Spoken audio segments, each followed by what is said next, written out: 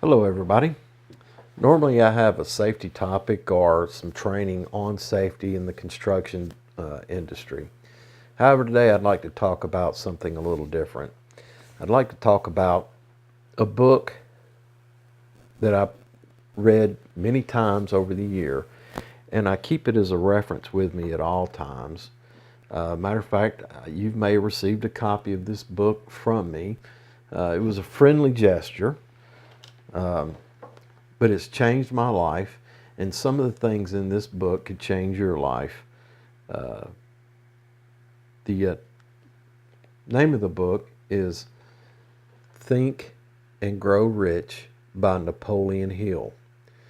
It was written in 1937 or published in 1937, and it was a commission by a very wealthy, very industrious man who was instrumental in the industrial revolution of our country, Andrew Carnegie. He charged Napoleon Hill to go out there and look at all the successful and wealthy and successful people in the world and come up with a common thread that united them, that made them what they were. And some of the things he came up with, he discusses in the book. It's a worthy read. It's $7, $8 for a copy. I've given away more than 100 of these over the years because it impacted me so much. And some of the fruit of those rewards of giving them out, as I've had guys come to me over the years, contact me and say, "Man, thank you for handing me this book.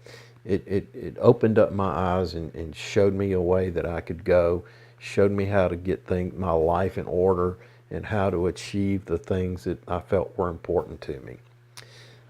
Toward the end of the book, he talks about fear and alibis and why people don't succeed. And that's what I'd like to talk about today is it's the 57 famous alibis by Old Man If.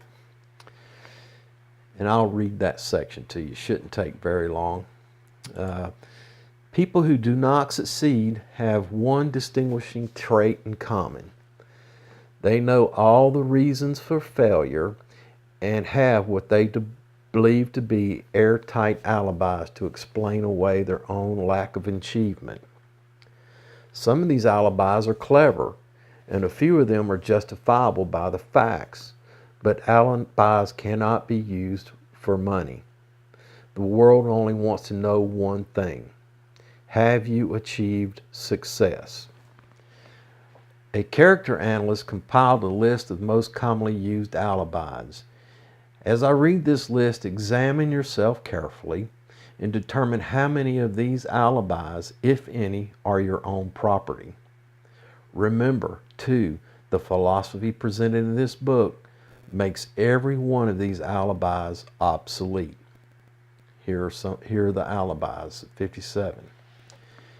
If I didn't have a wife and family, if I had enough pull, if I had money, if I had a good education, if I could get a good job, if I had good health, if I only had time, if times were better, if other people understood me, if conditions around me were only different, if I could live my life over again, if I did not fear what they would say, if I'd only been given a chance, if I had a chance, if other people didn't have it in for me, if nothing happens to stop me, if I were only younger, if I could only do what I want, if I'd been born rich, if I could meet the right people, if I had the talent that some people have,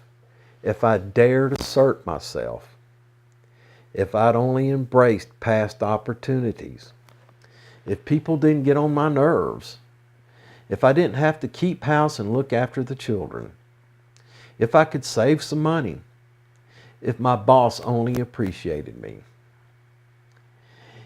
if I only had someone to help me, if my family understood me, if I lived in a big city, if I could just get started, if I were only free, if I had the personality of some people, if I were not so fat, if my talents were known, if I could just get a break, if I could only get out of debt, if I haven't failed,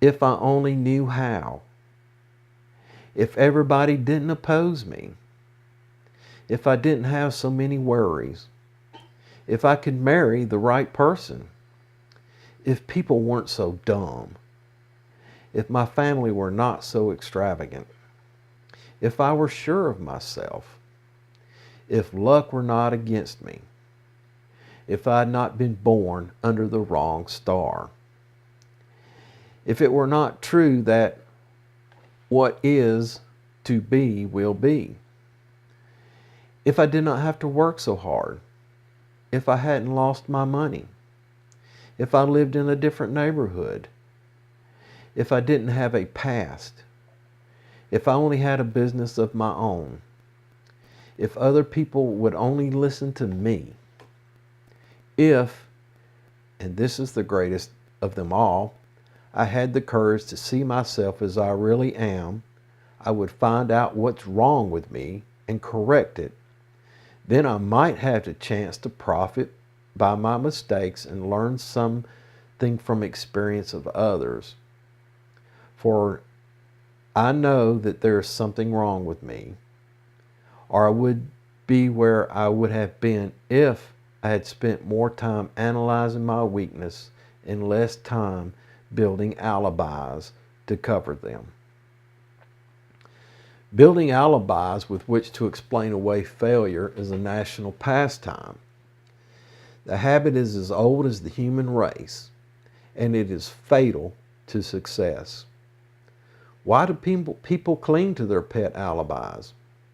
Well, the answer is obvious. They defend their alibis because they create them. A man's alibi is the child of his own imagination. It is human nature to defend one's brainchild. Building alibis is a deeply rooted habit. Habits are difficult to break, especially when they provide justification for something we do. Plato had this truth in mind when he said, "The first and best victory is to conquer self." To be conquered by self is, of all things, the most shameful and vile.